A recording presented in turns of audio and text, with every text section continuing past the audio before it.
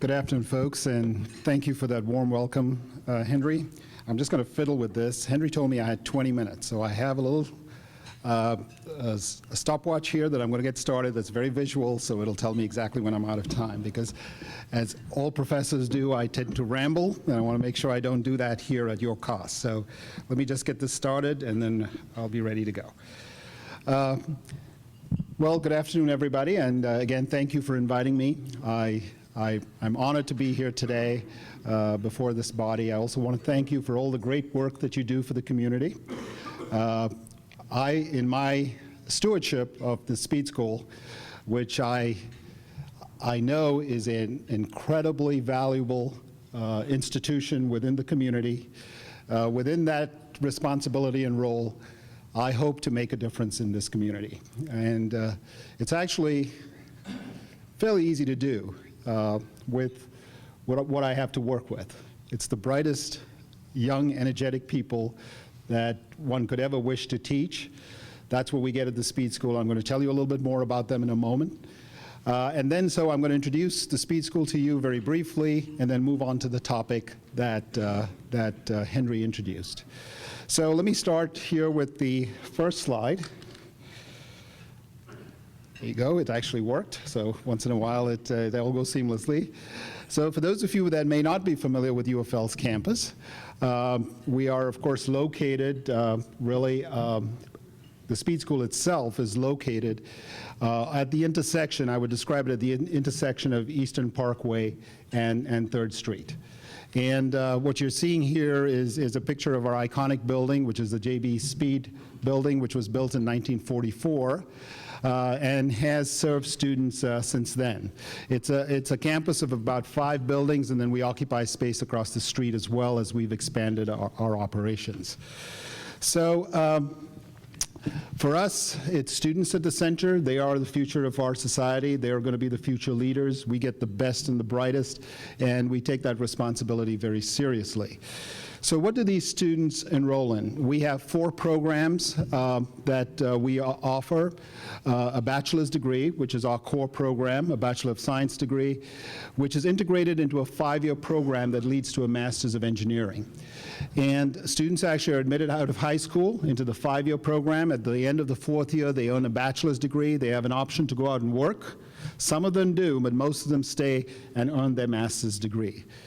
One of the incentives we have for them to continue is that scholarships that they earn through their academic standing in high school, coming out of high school, actually carry over all the way to their master's degree, which is something that most schools do not offer.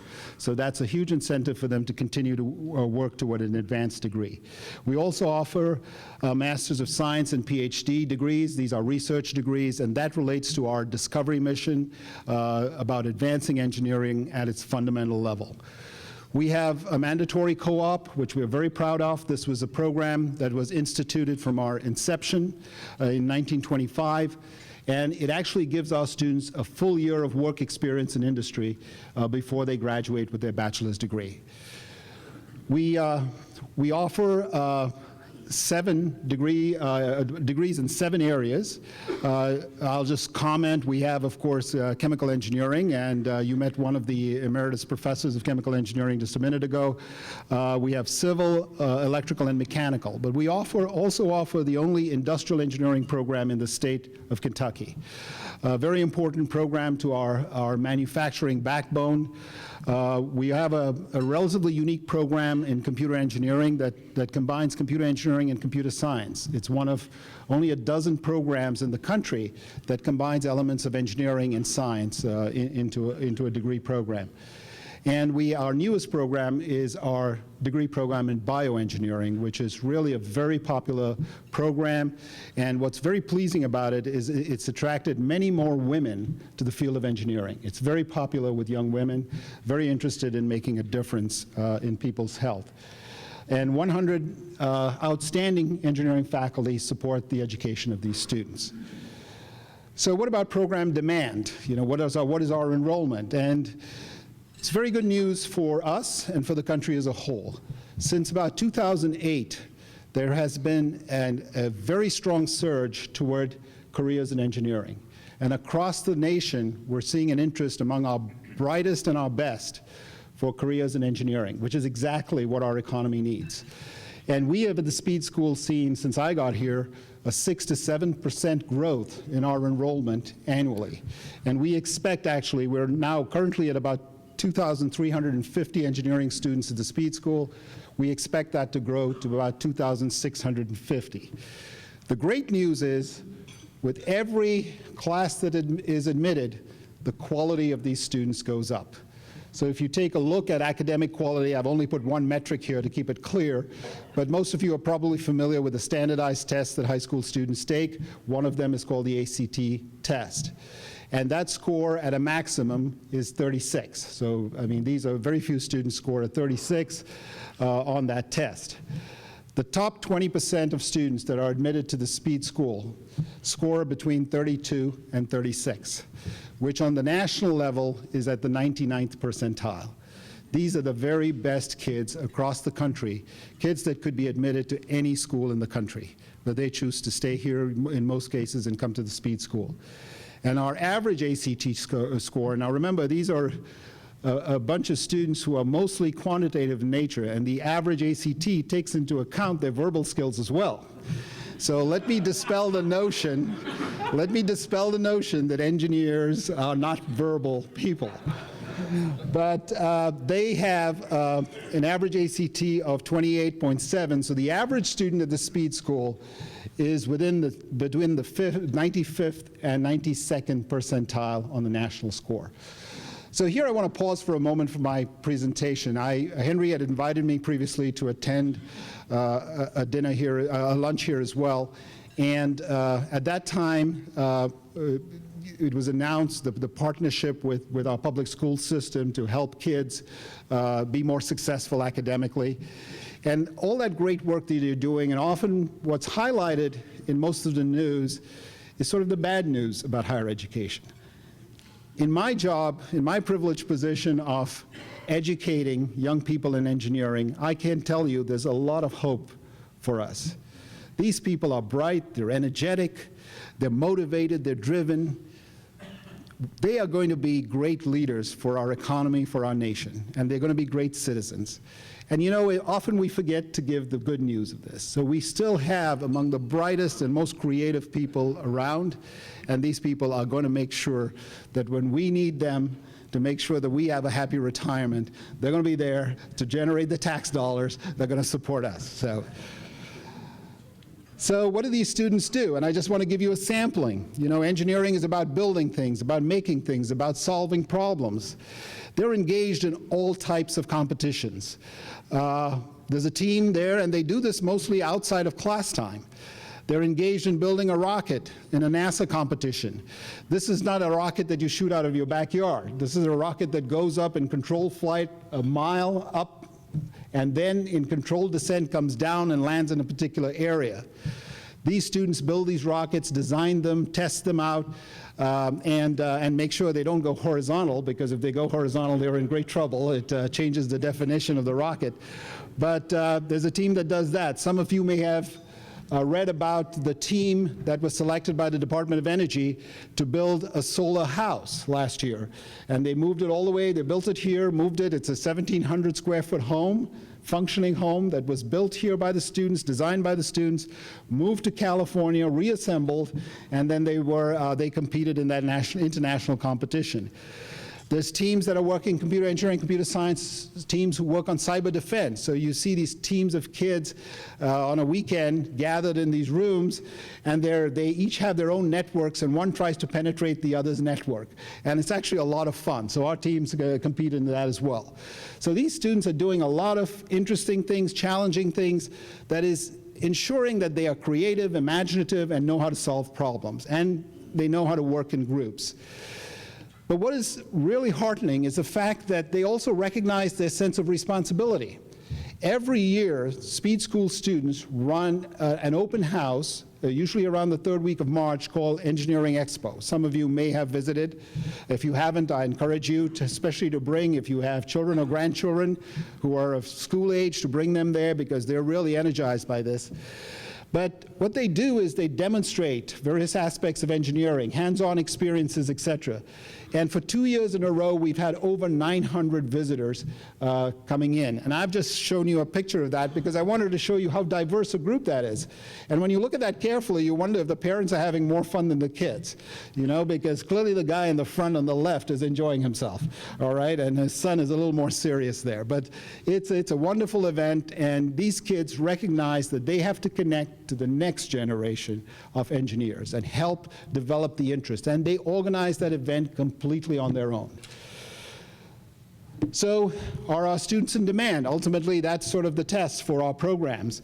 And I don't have the data for 2013 because the numbers have not yet been crunched. But what we do is, at the end of every calendar year, after 90 days have passed, we send out surveys to these students. They respond. They tell us what they're doing. And so for 2012, the response rate was 97%, which was very encouraging in one aspect, because that says the students actually have some positive news to report, so they are going to respond to the survey. And you will notice 81% of those students are employed at that point. About 10% of them go to graduate school to earn their doctoral degrees or their MD degrees or their law degrees. Those are usually the fields in which, I think I lost the screen there. There we go, oops.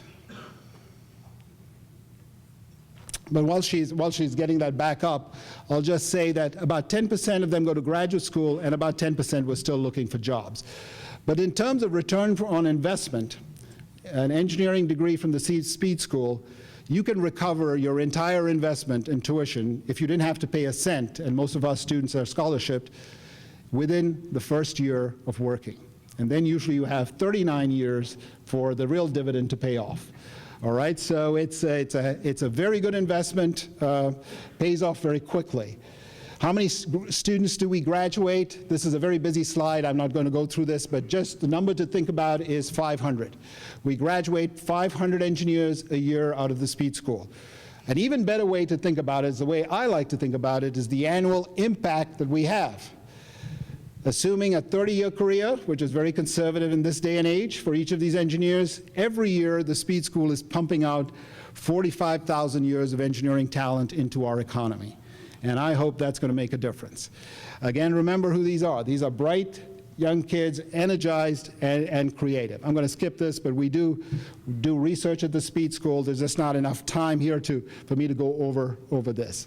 So what does the future hold for us? And this is what Henry introduced in his remarks earlier. What are we doing to make sure that the Speed School is leveraged to the maximum as an entity within our community to not only develop our workforce, to discover knowledge, but also to impact our regional economy? And so on the last point, and actually related to the other 2 points, I want to introduce you, if you haven't heard about this, to the research park that the University of Louisville is developing just south of the Speed School. And that's why I wanted to give you the location earlier of the Speed School. So if you look at the front of that, that's the Speed School campus right there, a bird's eye view of it. And you're looking at it from basically from above Eastern Parkway. And so you're looking south, and you see the stadium. That should orient you where you are. But between the stadium and the Speed School, which is now sort of the end of campus, of the academic campus, is a 39-acre site that the university bought some years ago. It used to be the site for Kentucky Trailer manufacturing. And it has now been cleared, and the university has obtained state funds to provide access to this park, because it is actually completely enclosed by rail lines, and that was one of the challenges. And some of you who have driven by there have seen that overpasses are being built to get into that. So this park is a gem for us, because we have now in an urban environment 39 acres available to expand our capabilities as universities. So how are we going to do this? So we did a very careful study of how we could impact the community with the idea of connecting all 3 of our core missions, which is workforce development, research, and impacting economic growth in the region simultaneously. And we came up with this concept using consultants, surveys of manufacturing around the state, connecting with the BEAM initiative that Mayor Fisher has led for the city. All of that factored in, and we decided to move forward with this new institute, which we call the Institute for Product Realization. And I'm going to tell you a little bit more about that institute. Essentially, at its core, what we want to develop is what I've put in the center of that slide, a vibrant ecosystem for product realization. And we're going to do that in a partnership between the University of Louisville, primarily the Speed School, but our science departments as well as our business school, with co-located industry. This would be industry that would actually be located on our facility. That's important to remember. And then a unique aspect that our corporate partner GE has brought into this, which is global co-creation. And I'll talk about that. And this is really an exciting new concept that is going to really define, I believe, engineering, design, and manufacturing in the future. So I'm going to try and explain that with this concept. So the IPR in the middle is the Institute for Product Realization. And it has 4 major components. One is what we call a co-creation hub.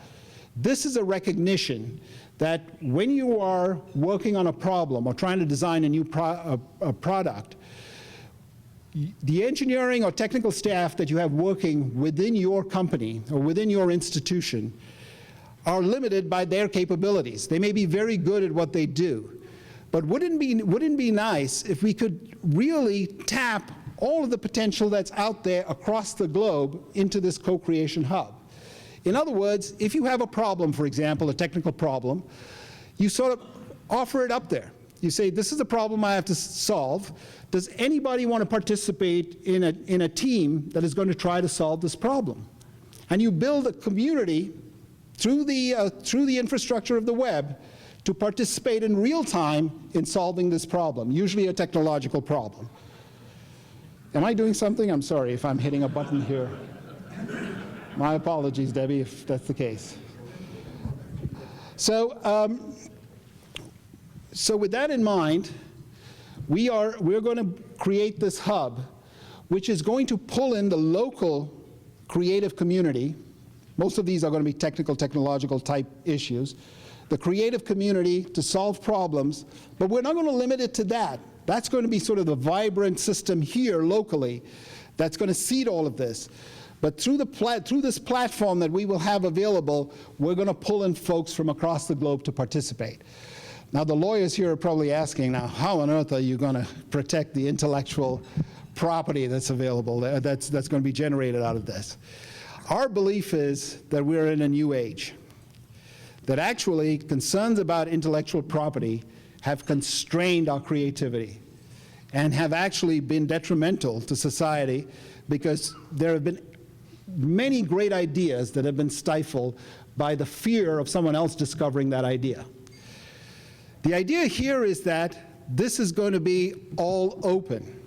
And remember now, GE, big corporation GE, has bought into this idea.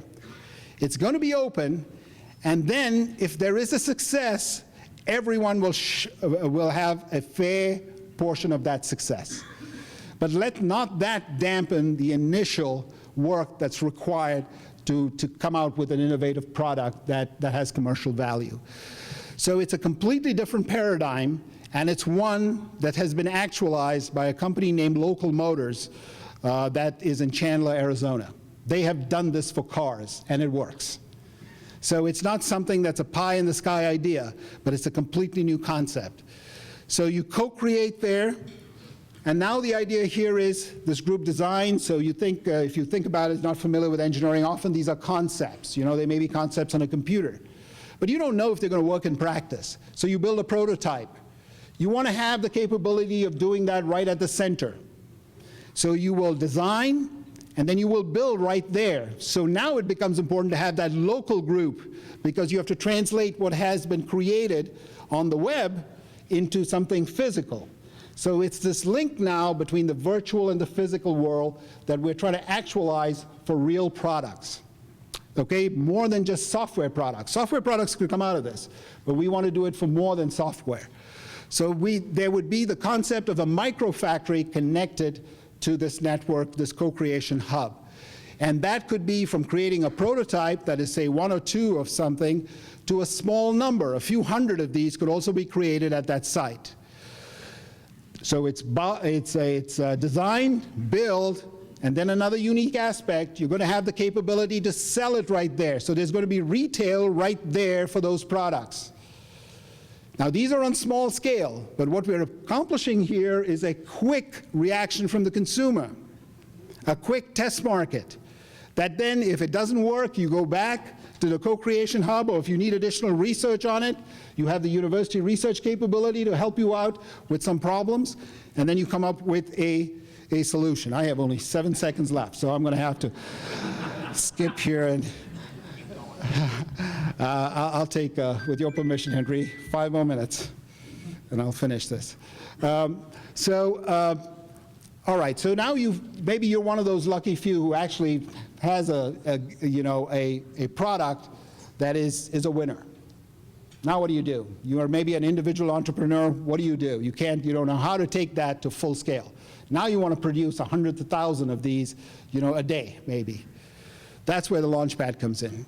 So the concept here will be there will be a Launchpad in this facility with business expertise, with investment capital, venture capital funds that are looking at these inventions, and also the capability in the space for you to build a manufacturing process that scales your small microfactory process to full scale.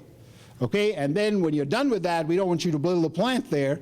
We want you to build a plant in Louisville, but not there, because that's for the next invention. So you move off to another site, you build your plant, you make a lot of money, you have a good time.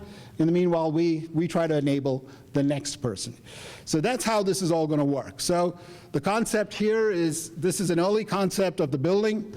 I just wanted to show this because I wanted to get the concept through. So you see on the left, it's very much an industrial-looking building. That's sort of the Launchpad microfactory concept right there. And on the right is the Research Institute, which is more the research and educational aspects.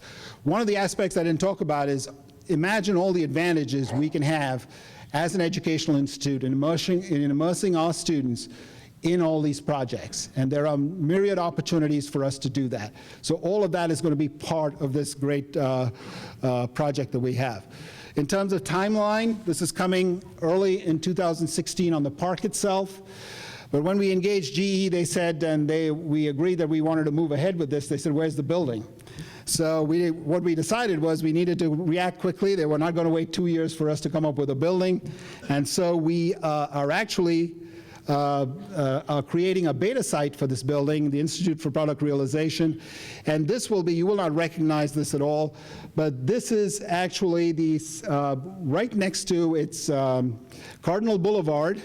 It's the intersection of Cardinal Boulevard and it's Brandeis, right where Brandeis, where the natatorium is for the university, the softball fields in that area. And we are actually going to reconfigure that to make it much more attractive and convenient. And in the corner, you can't see it, right? There's sort of a gray building right there in the right corner in the center of the screen. That actually used to be shipping and receiving for the university, just a warehouse. That's now going to be converted, and actually the announcement that Henry talked about earlier is the fact that this new GE company called First Build is going to locate within the center, and actually they announced that location last week.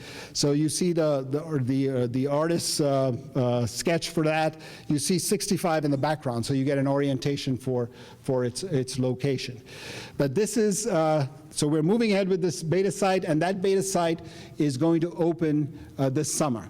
All right, so right now we have these 2 anchor partners who are going to work with us. Local Motors is going to has already experience and has been brought in by GE to do the co-creation aspect of this. GE, of course, knows all about manufacturing. They're going to be the partners over there. And I just spoke to the folks at GE yesterday, and they said actually this co-creation platform is already ready and operating for their employees. They're then, in a systematic way, going to expand that out to the greater community. They welcome anybody with an interest to participate. It's a completely different approach to doing this. They are, in fact, their first challenge out, just to give you an idea, they're going to float their first challenge out to the East Coast because they want to build visibility for this on the East Coast for a micro kitchen. The challenge is going to be to fit an American kitchen in 6 linear feet. So good luck to them. They're going to have to be very creative, and that's what they're working on. All right, I'm going to wind up just a few sort of sketches that of the first build facility as it's going to be. This is a design portion. You see a few computers in there if you really squint, but that's the team working in the virtual world. A construction where they build prototypes, and then microfactories not shown here. But this is an important part. This is going to be the retail part, where there will be spaces where they will demonstrate the use of their appliances and things of that sort. So this is all going to be in one facility. So design, build, sell. That's sort of the take-home message. We're recruiting additional partners, and we have some prospects, but if there are others that are interested and you'd like to learn more about this, anytime, just give me a call or send me an email. My email should be on there. It's right at the bottom. But thank you so much, and I appreciate the time.